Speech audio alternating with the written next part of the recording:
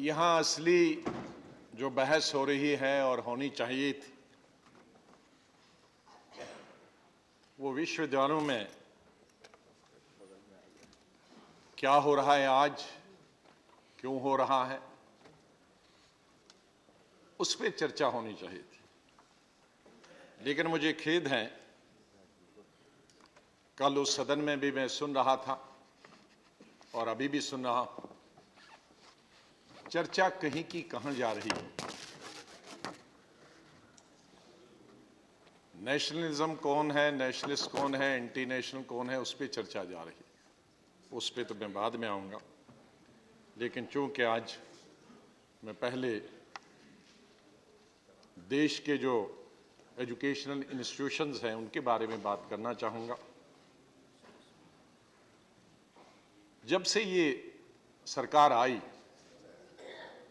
तब से educational institutions हैं, चाहे वो एकेडमिक हों या टेक्निकल हों, शुक्र करिए अभी तक मेडिकल एजुकेशन बचा है।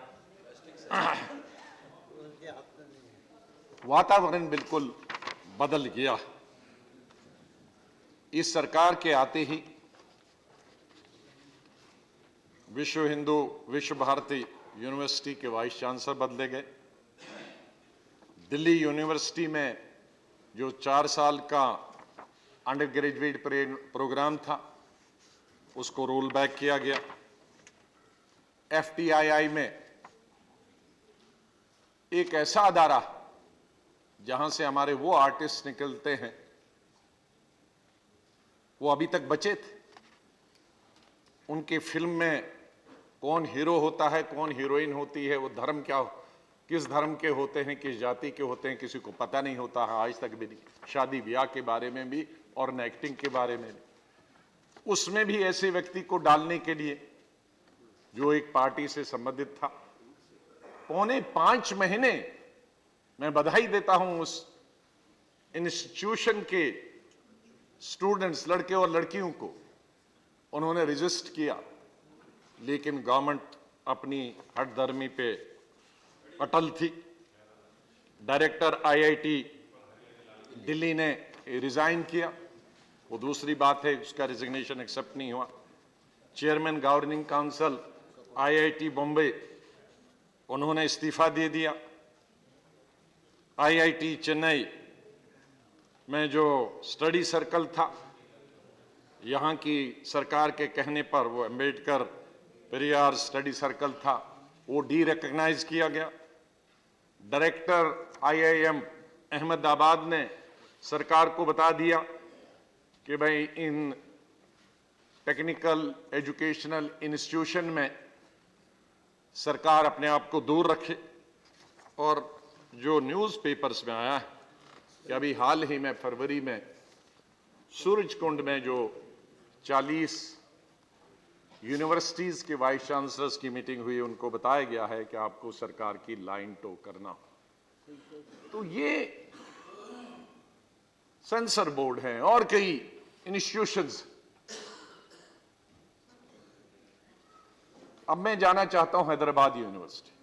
हम भी यूनिवर्सिटी लीडर रहे, कॉलेज के यूनिवर्सिटी रहे, कॉलेजेस में, यूनिवर्सिटीज में पढ़ाई भी होती है, झगड़े भी होते हैं। और शायद वो विश्वविद्यालय है ही नहीं अगर जिसमें स्टूडेंट्स के बीच में टकराव न हो, लड़ाई झगड़ा न हो, तो फिर तो वो स्टूडेंट है ही नहीं। हर जगह होता है, कश्मीर से लेकर कन्याकुमारी। उस पर विवाद नहीं है मेरा। विवाद है आज के रोहित वेमुला कैसे मजबूर हुआ खुदकशी करने पर, आत्मदाह करने पर, सुसाइड करने पर। उसके पीछे कौन था? मैं नहीं कहता माननीय मंत्री थी उसके पीछे, लेकिन एक संगठन था। वो इसी सरकार के जो पार्टी की जो युवा संगठन है वो उसके पीछे लगा था। ABVP शुरू से ये माना कि ये लड़का बहुत काबिल था, PhD कर रहा था। इतना काबिल था कि उसने 2 साल में 2 अलग अलग चेंज कर दिए। पहले लाइफ साइंस में पीएचडी, फिर 1.5 साल के बाद उन्होंने लगा कि अंबेडकर का ज्यादा पढ़ाई जाती, दूसरे सब्जेक्ट में पढ़ाई जाती है, उसमें चेंज किया उन्होंने सोशल साइंस में, और दोनों में उसको फेलोशिप मिली। इतना काबिल लड़का था। लेकिन साथ साथ ही अंबेडकर स्टूडेंट एसोसिएशन का मेंबर था। सर, अभी हमने पूरे सदन में हिंदुस्तान के कॉन्स्टिट्यूशन को बनाने के लिए जो योगदान था अंबेडकर जी का, उस पर चर्चा की। तो जाहिर है बहुत अच्छी बात है अगर कोई स्टूडेंट अंबेडकर को पढ़ता है और उसके रास्ते पे चलता है, तो ये गौरव की बात। लिहाजा ये लड़का कास्टिज्म और कम्युनलिज्म के खिलाफ हमेशा लिखता था, और बहुत अच्छी बात। और यही कारण है कि 2013 में भी एबीवीपी ने इसके खिलाफ कार्रवाई की। तब उसने, रोहित ने आरएसएस के खिलाफ कोई आर्टिकल लिखा था और इसको 7 दिन की जेल करवा दी थी कि उसने आरएसएस को क्यों लिखा। फिर 2015 दोबारा एक घटना हुई जिसमें एबीवीपी के लड़कों ने इसको पीटा कि आपने हमारा कोई पोस्टर एबीवीपी का फाड़ा। ये तीसरी घटना हुई जिसको आगे चलकर हम देखते हैं कि उसने जान ले ली। 3 अगस्त 2015 को एबीवीपी के प्रेसिडेंट ने फेसबुक पे एएसए, अंबेडकर स्टूडेंट्स एसोसिएशन के लीडरों और इनके खिलाफ लिखा। और यही वजह है कि उसी शाम को कुछ लड़के, जिसमें रोहित भी था, वो हॉस्टल चले गए एबीवीपी के प्रेसिडेंट से कि आपने ये क्यों लिखा। कहा सुनी जरूर होगी स्टूडेंट्स के बीच में, लेकिन बाद में उसने माफी मांगी कि भाई मुझसे गलती हुआ, लिखा। लेकिन साजिश उसी दिन से शुरू हो गई। एक शाम को एबीवीपी के प्रेसिडेंट लिख के देते हैं, मैंने गलत कुछ कहा सुनी के बाद कह दिया कि मुझसे गलती हो गई, लिखित गलती, लेकिन रिटर्न उसने दे दी माफी। लेकिन रातों रात शायद पीछे क्या पक रहा था और किसके कहने से वो सुबह एडमिट हो गया एक हॉस्पिटल में, और वहां से उसने एक बीजेपी के एमएलसी रामचंद्र राव को लेटर लिख लिया, उसने एमपी को लेटर लिख लिया, उसने पुलिस में केस कर दिया कि मुझको पीटा गया, मुझे मारा रात को। और पुलिस कमिश्नर ने उसी वक्त, ये पुलिस कमिश्नर की रिपोर्ट है, और पुलिस कमिश्नर ने कोर्ट में ये कह दिया कि नहीं, इसकी कोई सुपरफिशियल ऊपर थी, लेकिन इसका अपेंडिसाइटिस जो पहले ही सही था, तो वहां मालूम हुआ और हमने, पुलिस ने अपेंडिसाइटिस का ऑपरेशन किया। लेकिन ये पेश किया गया कि इतना बीमार है कि स्टिचेस लग गई, दाखिल हुआ है, और पुलिस कमिश्नर ने हाई कोर्ट में ये कह दिया कि ये तो अपेंडिसाइट का ऑपरेशन हुआ। बात यहीं से सर शुरू हो गई, और उसका विक्टिमाइजेशन वहां से शुरू हो गया इस लड़के का। और जब एमपी साहब, एमएलए साहब, एमएलसी साहब तो पहुंच गए वीसी के पास, और वीसी को भी कहा यहां गुंडागर्दी चलती। और फिर जो एमपी साहब, जो यूनियन मिनिस्टर हैं बंडारू दत्तात्रेय जी, उन्होंने चिट्ठी लिखी। और चिट्ठी अगर हम कहेंगे कि ये इसमें, इस चिट्ठी में उन्होंने क्या कहा है, शायद आज तक इस सदन में तो नहीं पढ़ी गई है। ये 17 अगस्त की श्रीमती स्मृति Jubin Irani ji, as you are aware, I represent Sikandarabad in Parliament, which constitutes major part of Hyderabad. Hyderabad University is a central university located in Hyderabad. Has in recent past, sir, I quote, has in recent past become a den of casteist, extremist and anti-national politics. यहां से ये अब एक लड़के को नहीं बताया जाता, यूनिवर्सिटी पूरी डेन बन गई है एक्सट्रीमिस्ट की, और डेन बन गई है कास्टिस्ट की, और डेन बन गई है एंटी नेशनलिस्ट की, लेकिन जिसके पीछे जो लोग कम्युनलिस्ट थे उनके बारे में उन्होंने चर्चा नहीं की। This could be visualized from the fact that when Yaqub Memon was hanged, a comment and a dominant student union, Ambedkar Student Association, held protest against against his execution. सवाल ये है, ये लेटर आ गया माननीय मंत्री जी का, जिन्होंने पूरी यूनिवर्सिटी को डब कर दिया कि एक्सट्रीमिस्ट हैं, एंटी नेशनल। 3 सितंबर को क्या होता? 3 सितंबर को माननीय मंत्री एचआरडी के ऑफिस से, इन्होंने नहीं लिखा, इनके डिप्टी सेक्रेटरी रामजी पांडे लिखते हैं रजिस्ट्रार सेंट्रल यूनिवर्सिटी हैदराबाद को, please find attached herewith a copy letter 17/8/2015 of Shri Bandaru Dattatreya, MOS for labor employment along with enclosures. It is requested that issue raised by Honorable MOS may kindly be examined and the facts may be intimated to the ministry at the earliest. ये हो गया पहला letter. दूसरा letter की भाषा देखिए अब sir.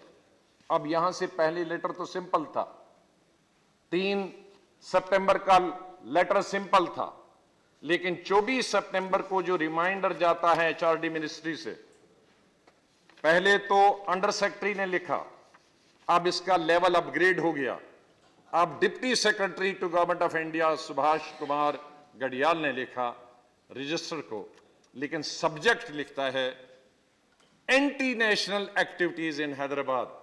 Subject anti national activities in Hyderabad central university premises and violent attack on Sushil Kumar PhD student and president ABVP। तो अब ये कार्रवाई शुरू हो रही है इसके खिलाफ और वर्सेस ABVP के प्रेसिडेंट के। और फिर यही टेक्स्ट है कि आप तुरंत, आपको हमने पहले जवाब दिया है, अब बताइए। तीसरा लेटर जाता है अब फिर डिप्टी सेक्रेटरी को, ये 6 अक्टूबर को जाता है। अब जिसको एड्रेस किया जाता है वहां भी लेवल बढ़ गया, पहले तो रजिस्ट्रार को भेजा जाता है, अब पहली दफा ये तीसरा लेटर जाता है vice chancellor of the university को। ये जाता है 6 अक्टूबर को, the vice chancellor university of Hyderabad. और फिर सब्जेक्ट इसमें फिर है anti national activities in Hyderabad central universities premises. फिर उसमें ये डिटेल लिखी जाती है और इस वक्त फिर डिप्टी सेक्रेटरी लिखते हैं जवाब। चौथा लेटर सब जाता है 20 अक्टूबर 2015 को, लेकिन इस वक्त बहुत लिखने वाला को तीसरी प्रमोशन मिलती है, पहले अंडर सेक्रेटरी फिर डिप्टी सेक्रेटरी, इस वक्त माननीय ज्वाइंट सेक्रेटरी लिखते हैं doctor Sukhbir Singh Sandhu, joint secretary. और ये भी वाइस चांसलर को ही चौथा रिमाइंडर भेजते हैं और 5वां रिमाइंडर माननीय चेयर साहब हैं government of India ministry of human resource 19 November 2015 again address to the vice chancellor of Hyderabad Central University and subject again is mentioned anti-national activities in Hyderabad Central University, and this time it is the writer is again under secretary। तो sir MP से लेकर और government of India under secretary से लेकर joint secretary, vice chancellor को और registrar of university को anti national activities के बारे में ही मालूम कर रही है इन द यूनिवर्सिटी। तो ये अगर कहें कि एक लड़के का, ये तो पूरी यूनिवर्सिटी को आपने बदनाम किया, एक लड़के के बारे में नहीं लिखा, यूनिवर्सिटी के खिलाफ ये एंटी नेशनल चला। आगे मेरे पास ये कापियां हैं, मैं सब आपके पास तो जाहिर है आपके ऑफिस से गई हैं, लेकिन मैं टेबल पे इनको पढ़ने के बाद यहाँ रख दूंगा।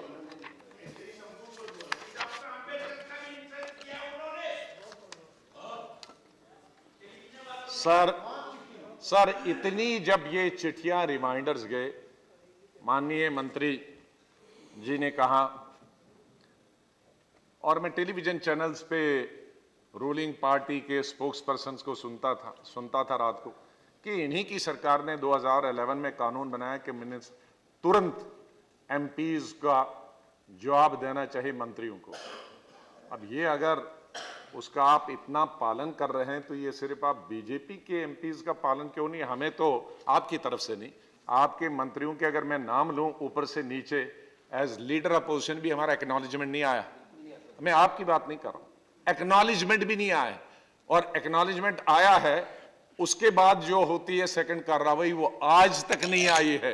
डेढ़ साल मैंने ऊपर से नीचे कहा, वो काफी है। तो ये बड़ा सिलेक्टिव ये आप हमारे ऑर्डर का पालन कर रहे हैं मनमोहन सिंह जी के वक्त का, कि भाई बीजेपी का तो एक रिमाइंडर नहीं 5-5, और दूसरी पार्टीज के रिमाइंडर तो उनका जवाब ही नहीं देना है एक्नॉलेजमेंट का। तो ये तो सब बहाने हैं। को जब लेबर का बारे में मैं जाता है वो अब मैं वो सब बता दिया। मिनिस्ट्री को जब लेबर का बारे में लिखा जाता है उसका कोई जवाब भी नहीं आता है। सभी का नहीं आता, मैं ये एक्सेप्ट इनके तो एक दो आ गए, इनको तो एचआरडी मिनिस्टर में उसमें आरोप में नहीं डालूंगा मैं, लेकिन यहां से कार्रवाई शुरू होती है। ये सिलसिला चला और 16-12 को वाइस चांसलर को इन स्टूडेंट्स को वहां से यूनिवर्सिटी से निकालना पड़ा, और ये बच्चे, इनको हॉस्टल से भी बाहर किया, इनको इलेक्शन लड़ने से भी मना किया, इनको सोशल बाइकाट किया, और ये 3 हफ्ते बैम्बू के उसमें रहे, वहां प्रेमाइसिस में एक बैम्बू की हट बनाई, और एडमिनिस्ट्रेशन की तरफ से एक आदमी भी उन्हें पूछने नहीं गया तुम जिंदा हो मुर्दा हो क्या हो, तुम्हें मच्छर गर्मी में सर्दी तो नहीं है। ये इस तरह एडमिनिस्ट्रेशन का रवैया था। और जॉइंट एक्शन कमेटी इनके हक में मीटिंग उन्होंने एजिटेशन की, और आखिरकार शायद मंत्री जी ने कल लोकसभा में जवाब दिया कि उसने किसी के खिलाफ जाने से पहले आरोप नहीं लगाया है।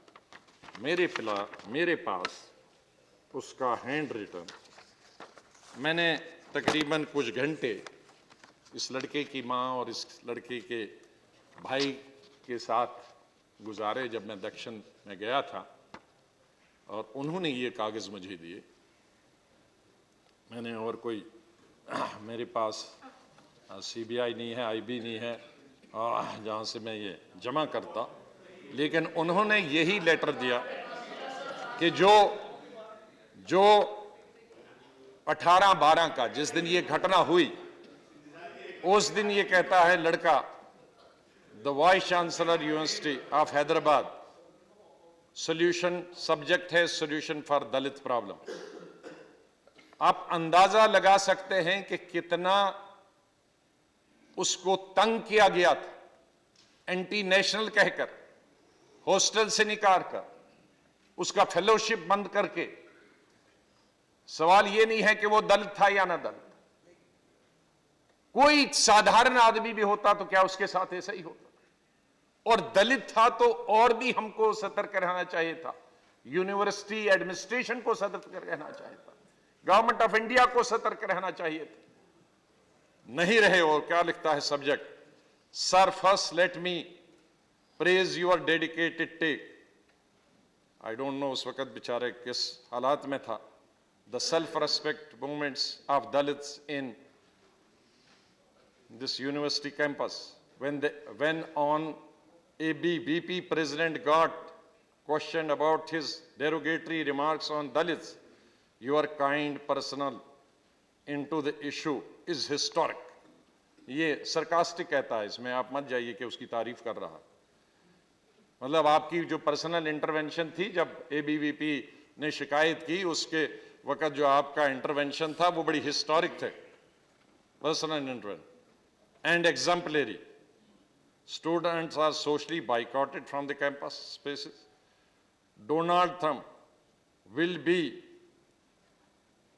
little something in front of by seeing your commitment. I am tempted to give you 2 suggestions as a token of something. Number 1, please serve 10 milligram of sodium cyanide to all the Dalit students of the time, at the time of the admission, with dire to use when they feel like reading Ambedkar. You can imagine the agony of the boy who was undergoing through. और second कह रहा है, supply a nice rope to the rooms of all Dalit students from your, through your कहना चाहिए था, from your companion, the great chief warden. It looks that the great chief warden and vice chancellor are together. तो ये उनकी आखिरी, मैं समझता हूं कि आखिरी लेटर, और ये अगर दोष नहीं है तो दोष किसी को लगा के नहीं गया है, वो दोष तो वाइस चांसलर और एडमिनिस्ट्रेशन पे लगा गया है, उसकी जजमेंट पे लगा गया, वो वार्डन पे लगा गया। ये तो दोष बहुत भारी दोष है। और उसी शाम को जब उसकी माँ ने उसके दोस्तों को फ़ोन किया कि वो कहाँ है, और उसको दोस्त ढूंढने गए, इन्होंने एक कमरा लिया क्योंकि ये एक्सपेल हुए थे हॉस्टल से, तो नहीं अलग ही रहते थे, लेकिन एक दोस्त के ये 4-5 जाते थे जहाँ थीसिस वगैरह लिखना होती थी, उस वक्त जाते थे। तो ये इसने अपने दोस्तों से कह के गया था मैं फला कमरे में होऊंगा वहाँ थीसिस देखने, लेकिन जब लौटा नहीं तो तब देखा, और वेंटिलेटर से जब घुसे तो इसको लटकते हुए देखा, और ये लेटर था। माननीय लीडर ऑफ द हाउस, ये कारण है एक ऑर्गेनाइजेशन जो रूलिंग पार्टी, उसकी यूथ विंग है, उसका सबब बनी है। इसको एक तो कहते हैं फांसी का फंदा, लेकिन ये कहते हैं कि अपने आप को आत्महत्या के फंदे तक ले गया। ये इसके पीछे बहुत दुख भरी कहानी है। और इसमें ये जब से सरकार आई, यूथ ऑर्गेनाइजेशन, हम भी यूथ ऑर्गेनाइजेशन से संबंध रखते थे, लेकिन हमको कभी पैटर्नेज नहीं मिली रूलिंग पार्टी की, कभी नहीं, और आज भी नहीं मिली। मनमोहन सिंह जी 10 साल तक रहे, पूछे कभी किसी यूथ कांग्रेस के एनएसयूआई के लड़के ने इनसे कोई बात की, शायद कोई पहुंचा भी नहीं होगा इन पर, या किसी मंत्री के मंडल के लोगों से पूछे। ये क्या अचानक बात होगी कि एबीवीपी सेंटर स्टेज पे आ गई सब यूनिवर्सिटीज के अंदर, चाहे वो हैदराबाद यूनिवर्सिटी हो, दिल्ली यूनिवर्सिटी हो, कोई दूसरी यूनिवर्सिटी हो। सर मैं दिल्ली यूनिवर्सिटी की तरफ आता हूं। सबसे पहले दिल्ली यूनिवर्सिटी में जेएनयू में जो घटना 9 फरवरी को हुई, उसकी जितनी निंदा की जानी चाहिए, कंडम किया जाना चाहिए, जो वहां स्लोगन्स लगे, सख्त से सख्त कार्रवाई उन लोगों को खिलाफ होनी चाहिए। लेकिन उस पर, उस विवाद को अलग लिया जा रहा, उसको एक पार्टी, सत्ताधार पार्टी, रूलिंग पार्टी, सत्ताधारी पार्टी, उसको एक बना रही है। मुद्दा कौन लेफ्टिस्ट है, कौन नहीं। मैं खाली सत्ताधारी पार्टी से बताना चाहता हूं, शीश महल में रहने वाले दूसरों पर पत्थर नहीं फेंका करते, क्योंकि सेकुलरिज्म के मामले में और नेशनलिज्म के मामले में आप शीशे के महल में रहते हैं, और हम सब पक्के फौलाद के मकानों में बहते हैं। हम पत्थर गिराएंगे आप तो हमारे उसको चोट भी नहीं लगेगी, लेकिन अगर वापस हमने एक भी पत्थर मारा तो पूरा महल गिर जाएगा।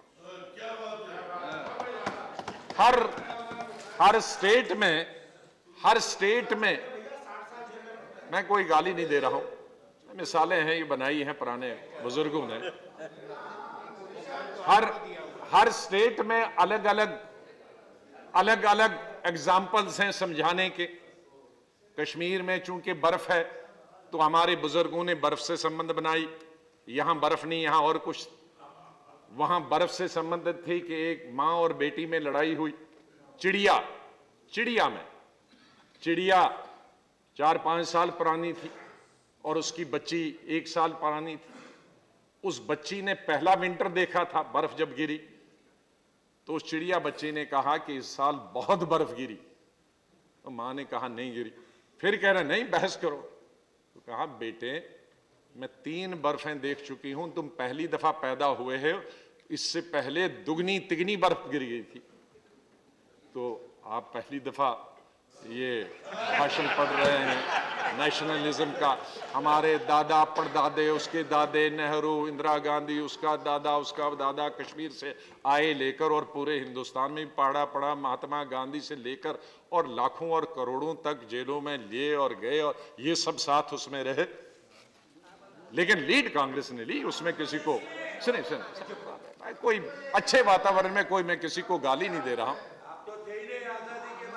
लेकिन अरे प्यार से सुना, मैं प्यार से समझा रहा हूं, मिसालों से समझा रहा हूं, मैं कोई गाली। मेरे पास हमारी एचआरडी मिनिस्ट्री जैसा जोश तो नहीं है कि ये बिल्कुल समझाएंगे। मैं बड़े प्यार से आपको समझा रहा हूं। जब मैं दिल्ली में नया आया 77 में, यूथ कांग्रेस का जनरल सेक्रेटरी बना, आपकी सरकार थी, हम हार गए थे, तो यहां कई लोगों, हम ज्यादा भाग रहे थे, तो कई लोगों ने हर वक्त मैंने सुना ये का मिसाल देते कि ये ज्यादा बोल रहा है, ज्यादा प्याज खा रहा। तो मेरी ये समझ में नहीं आया ये ज्यादा प्याज खाने का क्या मतलब है। हमारे तो अलग मिसाल है। तो मैंने एक आध बुजुर्ग से पूछा कि ये ज्यादा प्याज खाने का क्या मतलब है। कहा ज्यादा प्याज खाने का मतलब है कि एक ब्राह्मण मुसलमान बन गया। अब ब्राह्मण तो प्याज खाता नहीं, जो असली ब्राह्मण हमारे ट्रेजरर साहब बिल्कुल प्याज नहीं खाते। क्या प्याज नहीं खाता, लेकिन मुसलमान बन गया और मुसलमान ज्यादा प्याज खाते हैं। तो अब ये मुसलमानों की जब मीटिंग में जाता है तो वहां कैसे ये बता दे कि मैं पक्का मुसलमान हूं, ये ज्यादा प्याज खाता है। तो इसलिए जो हम उम्र भर प्याज खाए हैं, हमको नेशनलिज्म 24 घंटे कहने की जरूरत नहीं है।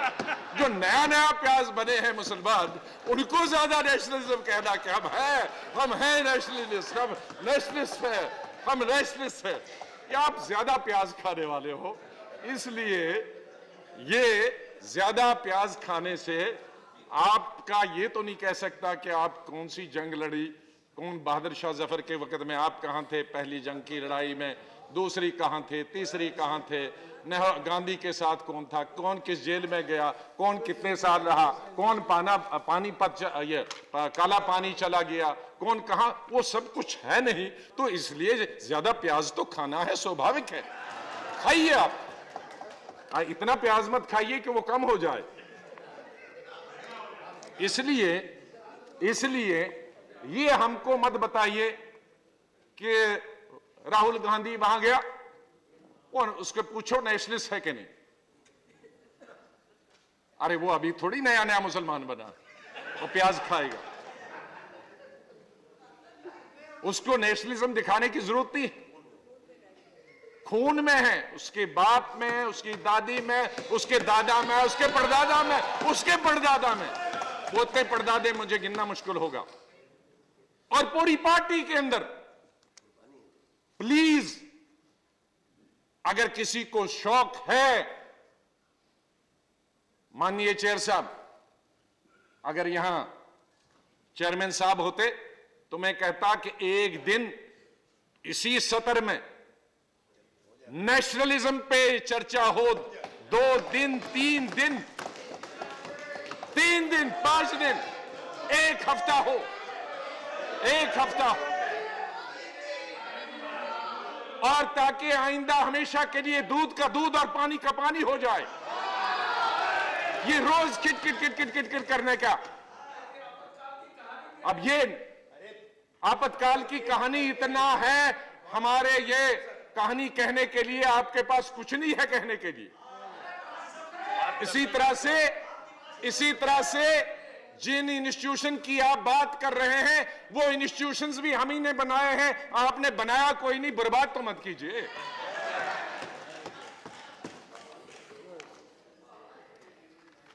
इन इंस्टीट्यूशंस को चाहे टेक्निकल हो, एकेडमिक हो या हेल्थ की से हो, ये भी उसी ऑर्गेनाइजेशन और सरकार ने बनाई है, पंडित जवाहरलाल नेहरू से लेकर अभी तक। और उनको आप बर्बाद करने की, पॉलिटिसाइज करने की, नेशनलिज्म और एंटी नेशनलिज्म के नाम पे डिवाइड करने की कोशिश की जा रही है। क्या आप यही झगड़े रहे हमको नेशनलिस्ट कहने के लिए? आप तो यहां रहे हैं, मैं तो उस कॉलेज और यूनिवर्सिटीज में पढ़ा हूं जहां दिन में 10 दफा 2 किस्म के झंडे लगते थे, लेकिन हम उसमें भी पल के आए, नेशनलिस्ट बन के आए, हमने उनका मुकाबला किया। आपने तो कहां खाली जबानी करके इधर कर दिया, हम तो लड़के आए हैं भाई, अभी भी लड़ते हैं।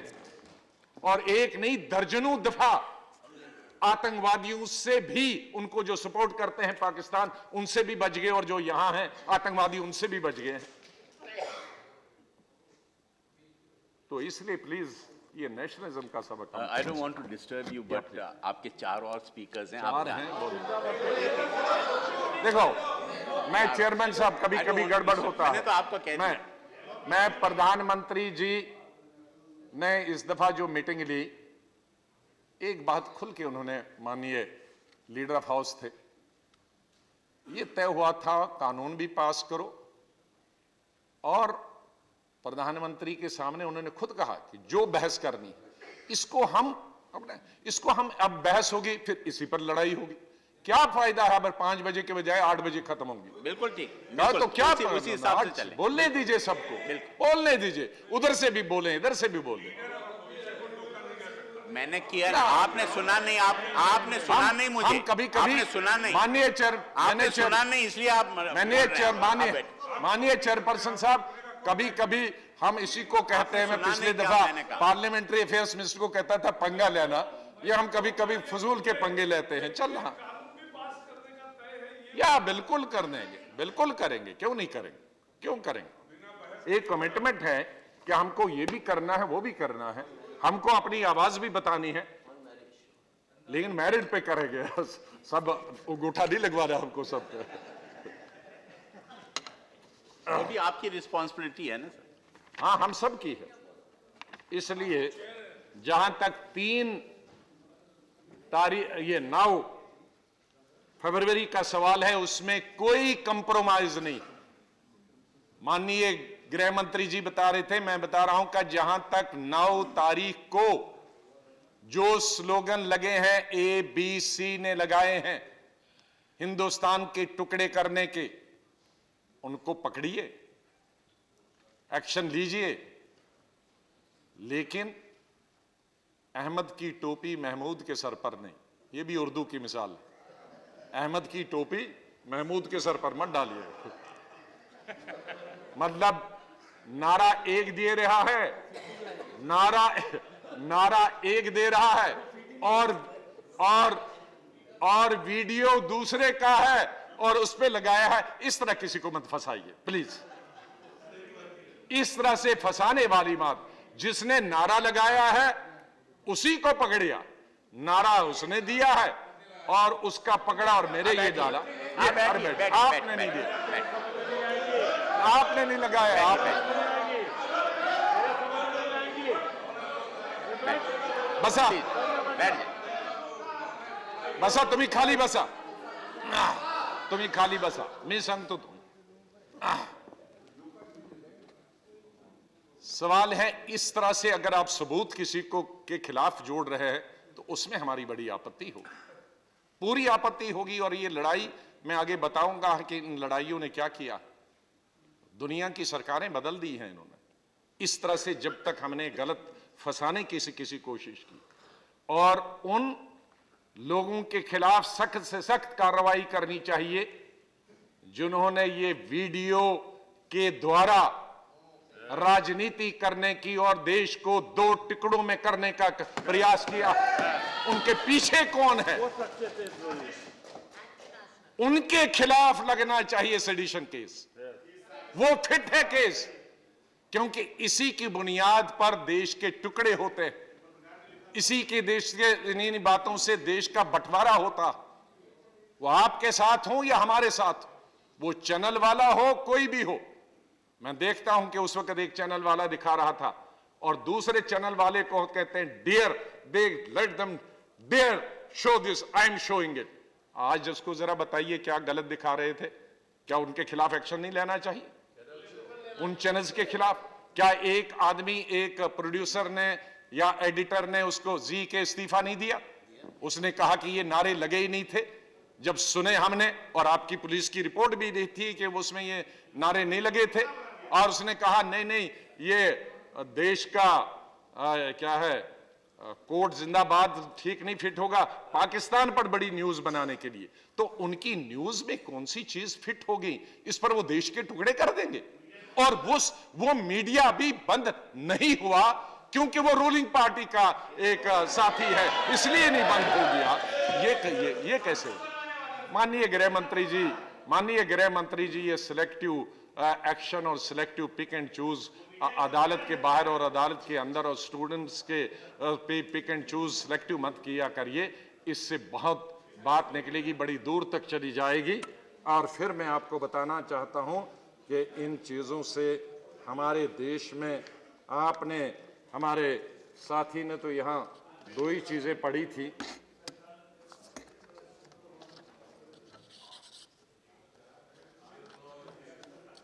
ये इस तरह की जो घटना हुई 1968 में मार्च से लेकर और मई, ये मई बड़ा खराब महीना है। इसमें स्टूडेंट्स की इसी तरह की स्ट्राइक और उन पर एफआईआर, उन पर लाठीचार्ज, और अल्टीमेटली 1968 में पेरिस यूनिवर्सिटी बंद हो गई।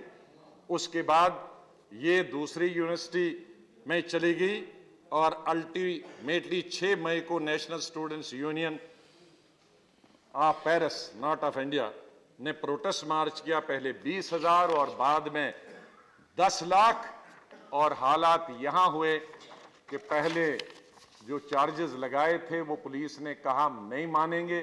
फिर जब 10 लाख का ना मजमा निकला शहरों में, प्राइम मिनिस्टर ने सो मोटो सब केसेस विड्रा किए, यूनिवर्सिटीज खोली। लेकिन तब तक इतना काम बढ़ गया था कि राष्ट्रपति पेरिस से गायब हो गए 6 घंटे के लिए, और 6 घंटे उसने कैबिनेट रखी थी इस्तीफा देने के लिए, लेकिन 6 घंटे प्राइम मिनिस्टर कहीं नहीं, प्रेसिडेंट कहीं नहीं है। उस वक्त सिस्टम शायद वहाँ था।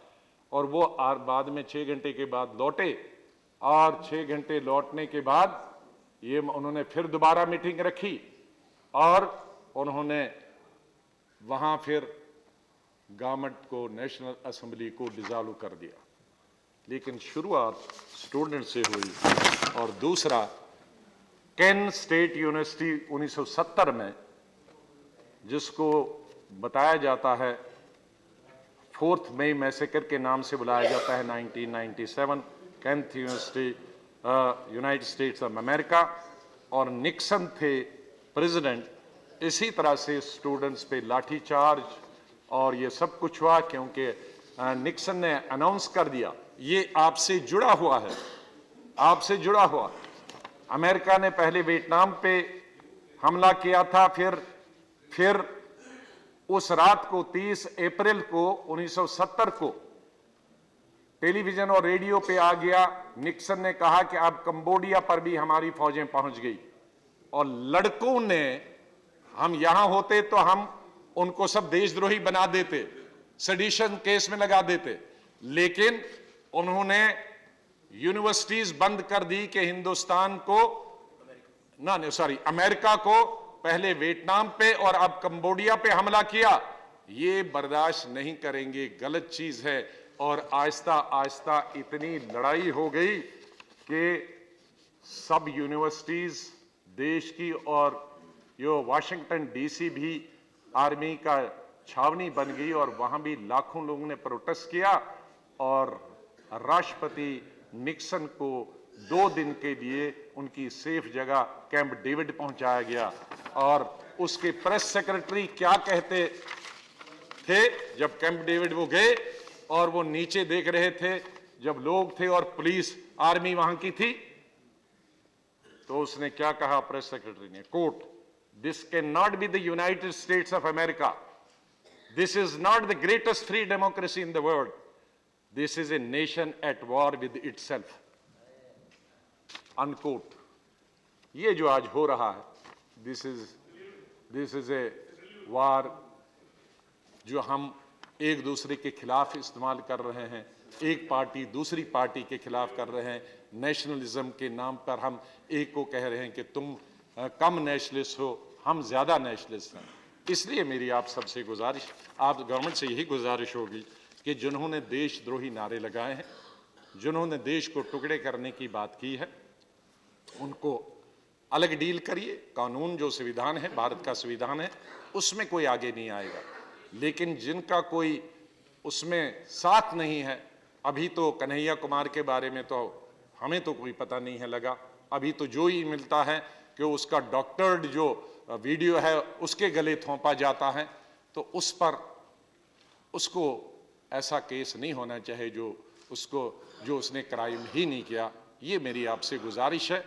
और एक दफ़ा फिर पुनः मैं दोबारा बताना चाहता हूं कि उसी से लगा हुआ जो ये पटियाला वाला केस है, उसमें असफल हुई है गवर्नमेंट, मुझे कहना पड़ेगा बुरी तरह से, क्योंकि उसमें आप लोगों ने एमएलए को भी और उसमें आपने इस गवर्नमेंट ने और पुलिस ने मिलकर एमएलए को भी बचाया, और जो वकील हैं उनकी भी एफिलिएशन बीजेपी से है, पूरी एफिलिएशन है, उनको भी बचाया गया। इसलिए हम एक मांग करते हैं कि एक हाउस कमेटी होनी चाहिए और विपक्ष का, और हाउस कमेटी होनी चाहिए हमारी, और विपक्ष का कोई भी लीडर उसका चेयरमैन होना चाहिए, और जो फंक्शनिंग ऑफ यूनिवर्सिटीज का देखे कि जिस तरह से ये एबीवीपी के नाम पे पूरे देश को बांटा जा रहा है और स्टूडेंट फ्रेटर्निटी को बांटा जा रहा है, उसको देखे। इन्हीं शब्दों के साथ बहुत बहुत आभार। जय हिंद। जावेद अली खान।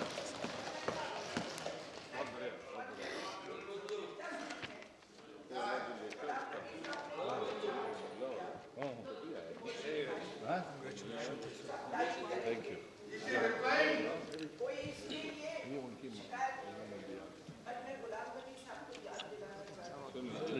13 दिसंबर की हाउस एडजॉर्न हो गया था।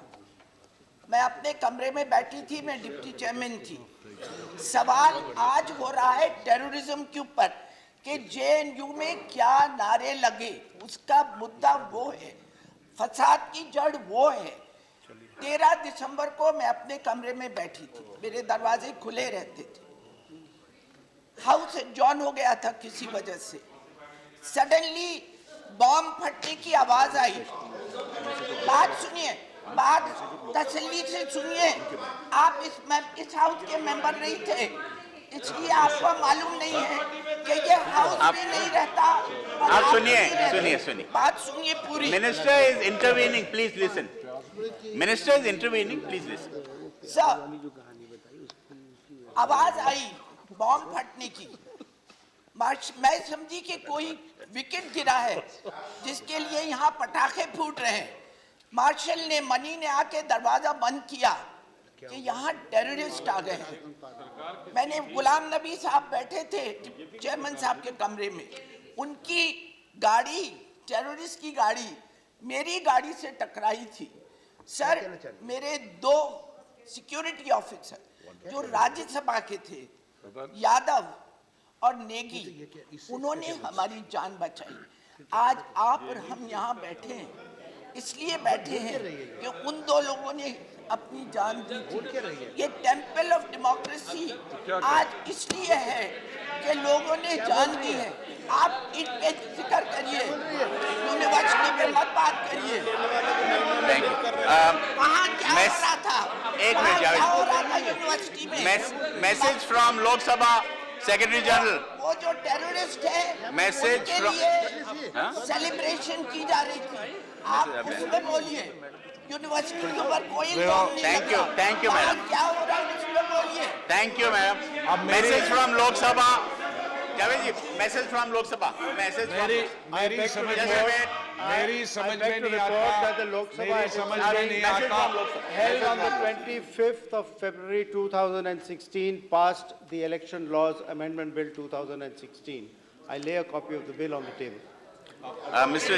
Javed Ali. मैंने कहा मेरी समझ में नहीं आता बहस आप एक शुरू में बोलिए। बहस एक कंटेक्स्ट में चल रही है यूनिवर्सिटी आप में मत बोलिए। लेकिन मैं इतना ही बता सकता हूँ जब हमारे पास थी कितना सेहतमंद रखते थे आपका इन्होंने गला भी खराब कर दिया Javed Ali Khan.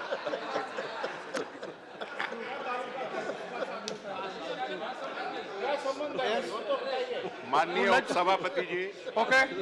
Sri Arun Jaitley like to intervene. Sri Arun Jaitley like to intervene. Leader of the House would like to intervene. आपने सुना नहीं था Yeah. आपने सुना सीताराम No. माननीय उप सभापति जी No. Sit down. Minister intervening. Minister, I call Minister intervening. Terrace के खिलाफ बोलना समझ में नहीं आता, एतराज करना समझ में आता है, हमारे ऊपर एतराज करना समझ में आता है, किस बात पे झगड़ा हो रहा है? इसमें बता दीजिए उस समय सरकार किसकी थी जब पार्लियामेंट में हमला हुआ था? सरकार किसकी थी जब पार्लियामेंट में हमला हुआ था? जहाँ बैठिए बचिएगा, इन्हीं के टाइम पे हमला होता है। No, Sri Arun Jaitley. No. Najma ji. जिंदा है, उनकी वजह से। Najma ji. I have given the floor to the Leader of the House. To the Leader of the House. So I must confess that I had initially, when this debate started, no intention of